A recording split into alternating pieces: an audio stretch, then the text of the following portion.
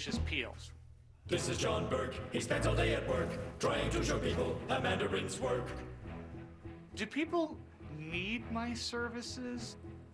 John Burke is nervous. He knows he has no purpose. In fact, his whole career can be summed up in 6 words as you peel them, you eat them, you peel them, you eat them, you peel them. As it turns out, it's actually pretty simple. Any questions? Were you or anyone you know stationed at Marine Corps Base Camp Lejeune? If you came in contact with water while at Camp Lejeune and have been diagnosed with cancer or Parkinson's, you may be entitled to compensation. As a Marine stationed at Camp Lejeune myself, we'd be honored to represent you.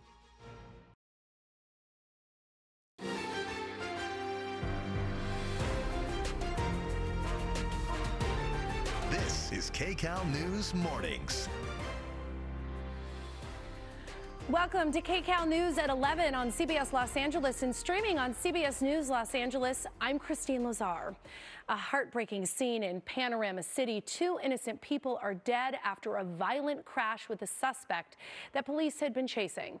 KCAL News reporter Tina Patel is live at the scene where she spoke with the sister of one of those victims. Hi, Tina. Christine, there have been family members and friends coming by all morning long, leaving candles and flowers, and they tell us they are devastated getting tacos last night. They were heading home when they were hit by a driver trying to get away from police. Police say they had tried to pull over that driver because he was in a pickup truck that had been reported stolen. When he took off, they started pursuing him, but then pulled back because they said it was too dangerous to continue at a high rate of speed. Police say they had called in their air units, had gone into tracking mode, but the driver did not slow down or stop. He crashed into the Honda that Schultz and Teagarden were in at the intersection of Woodman and Lamarck, killing them both. Teagarden was remembered by his sister this morning.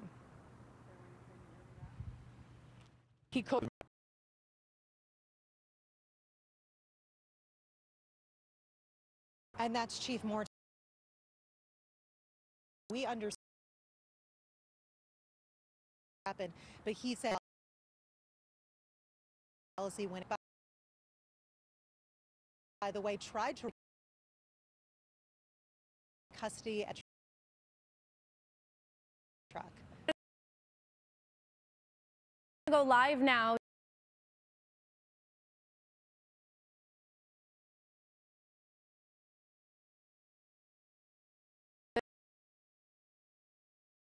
For Tyree Nichols.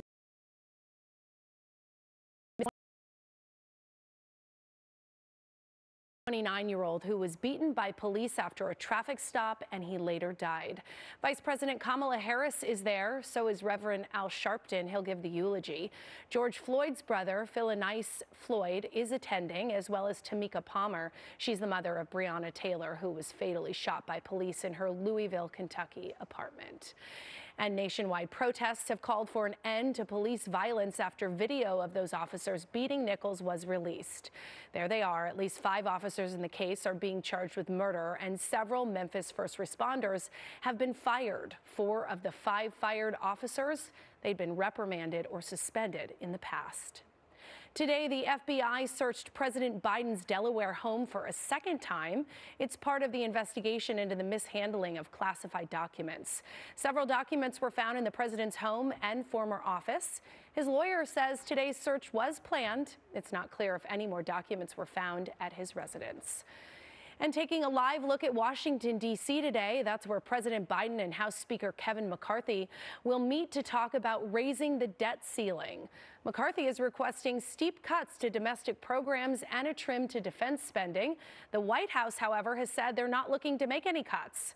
The Treasury has made financial changes that can last through the summer. McCarthy says he's not meeting to play political games. Congress has until June to finalize these negotiations. This morning, the State Department of Water Resources will conduct its second snow survey of the season. The past 3 years in California have been the driest ever recorded, but the snowpack